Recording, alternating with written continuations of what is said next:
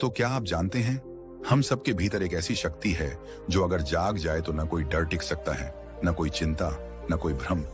लेकिन अफसोस की बात यह है कि आज की भाग दौड़ भरी जिंदगी में हम उस शक्ति से बिल्कुल कट चुके हैं। मन एक भटकती हुई हवा बन गया है, कभी अतीत के पछतावे में उलझा हुआ तो कभी भविष्य की चिंता में डूबा हुआ।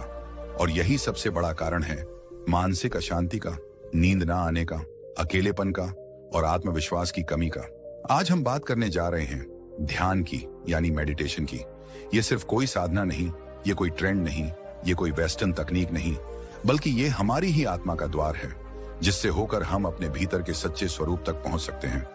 हर दिन कुछ ही मिनट का ध्यान आपके पूरे जीवन की दिशा बदल सकता है। और यह कोई अतिशयोक्ति नहीं है, यह विज्ञान भी मान चुका है और ब्रह्म ज्ञान भी बार बार इसी बात की पुष्टि करता है। जब आप ध्यान करते हैं तो सबसे पहले जो होता है वो यह कि आपका मन स्थिर होता है। वह मन जो अभी तक बंदर की तरह इधर उधर कूद रहा था, वह शांत हो जाता है।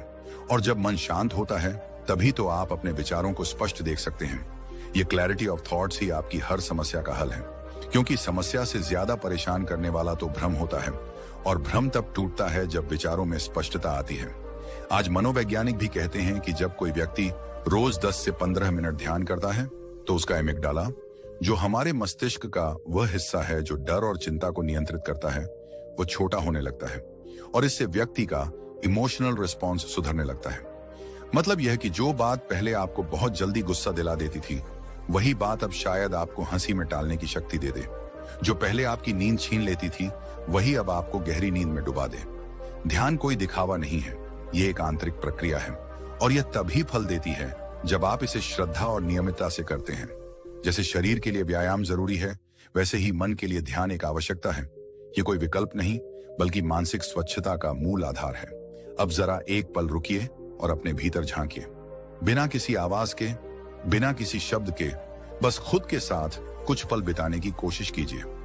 क्या आप जानते हैं कि जब आप गहराई से ध्यान में जाते हैं तो आप न सिर्फ अपने विचारों को समझने लगते हैं, बल्कि आप यह भी महसूस करने लगते हैं कि आप वो विचार नहीं हैं। आप तो वो देखने वाला है जो हर विचार को आते जाते देख रहा है। गौतम बुद्ध ने ध्यान को जीवन का मूल बताया। उन्होंने कहा, ध्यान ही एकमात्र रास्ता है जिससे तुम अपने भीतर की आग को बुझा सकते हो।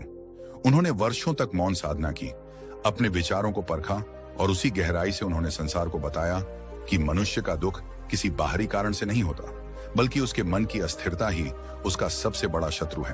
और इस शत्रु को हराने का एकमात्र रास्ता ध्यान है। बुद्ध के अनुसार ध्यान तुम्हें साक्षी बनाता है, और जब तुम साक्षी हो जाते हो तब तुम अपने डर को भी, अपने क्रोध को भी, अपनी व्यथा को भी बाहर से देख सकते हो। और यही दूरी ही तो है मुक्ति की शुरुआत।